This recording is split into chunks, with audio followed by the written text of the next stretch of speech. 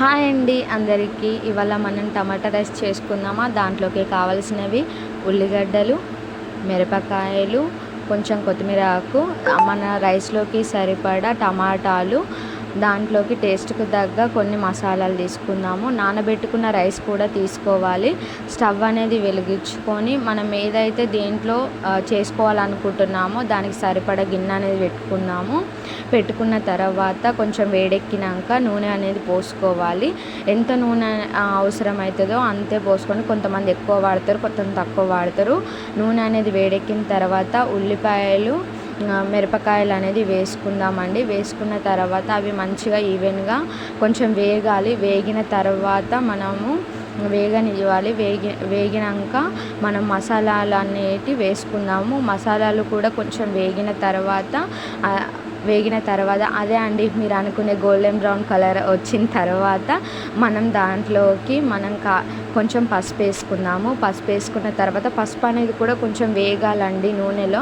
కొంతమంది పసుపు వేసిన తర్వాతనే వెజిటేబుల్స్ అనేవి వేస్తారు, లేదు అట్లా వేసుకుంటే పచ్చి వస్తుంది మనకు. కొంచెం పసుపు అనేది నూనెలో అనేది వేగిన తర్వాత మనం టమాటాలు అనేటివి వేసుకున్నాము. టమాటాలు కూడా మనం ఎన్నైతే అనుకున్నామో అవి వేసుకున్న తర్వాత నేనైతే తాలింపులోనే కొత్తిమీర ఆకు అనేది వేసుకుంటున్నాను. మీరు తర్వాత కూడా ఎసరులో కూడా వేసుకోవచ్చు. నేనైతే ఇలాగే వేసుకుంటానండి, నాకు ఇలాగే అలవాటు. కొంచెం టమాటాలకు కూడా ఆయిల్ అనేది పట్టేలాగున కొంచెం మనం అందులో ఈవెన్గా కలుపుకోవాలి. కలుపుకున్న తర్వాత మన టమాటాలు వేగిన తర్వాత కొంచెం ఉప్పు కానీ, తర్వాత మన టేస్ట్కి సరిపడా కొంచెం కారం కూడా వేసుకుందాము. అది కారంలో కూడా కొంచెం ఉడకాలండి. ఉడికిన తర్వాత మనము ఎసరు అనేది పోసుకోవాలి.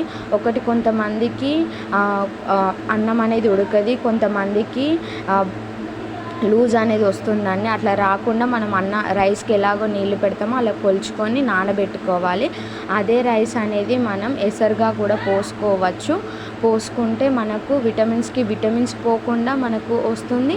అదే కొలతతోటి మనం పోస్తాము కాబట్టి మనకు అన్నం కూడా అనేది మనకు చాలా పర్ఫెక్ట్గా వస్తుంది. మంచిగా పుల్లలు కానీ పర్ఫెక్ట్గా ఉడుకుతుందండి. కంపల్సరీ ఈ టిప్ అనేది పాటించండి. పాటించిన తర్వాత వర్కౌట్ అయితే నాకు కంపల్సరీ కామెంట్ చేయండి. మన తాలింపు అనేది ఉడికిపోయిందండి. ఆ ఉడికిపోయిన తాలింపులోనైతే మనం నానబెట్టుకున్న నీళ్ళను అందులో పోసేసుకుందాం. నానబెట్టుకున్న నీళ్ళు అనేవి అందులో పోసుకున్న తర్వాత మనకు వాటర్ అనేవి తెరలాలండి. కొంచెం బబుల్స్ లాగా ఇలా ఈ స్ట్రెచ్చర్లో వచ్చిన తర్వాత మనం రైస్ అనేది వేసుకున్నాం. ఆల్రెడీ మనకు నానబెట్టిన రైస్ కాబట్టి పర్లేదు, మనం అందులోకి వేసుకోవచ్చు. నానబెట్టిన రైస్ వేసుకున్న తర్వాత కొంచెం ఈవెన్గా కలుపుకోవాలి. ఎందుకంటే పైన వెజిటేబుల్స్ ఉంటాయి కదా, టమాటాలు అనేటివి పైన ఉండకుండా అన్నిటికీ పోయేటట్టు ఉంచుకొని కాసేపు మూత పెడితే మనకు కావాల్సిన టమాటా రైస్ నా స్టైల్లో రెడీ అయిపోతుంది. చూడండి, మీరు చూస్తున్నారు కదా ఎంత మంచిగా వచ్చిందో. మంచిగా ఉడుకుతుందండి. నేను కూడా చూపిస్తా చూడండి ఎంత ఈవెన్గా ఉడికిందో. మస్తు టేస్ట్ ఉంటుంది. మీకు కంపల్సరీ టేస్ట్ ఉంటుంది.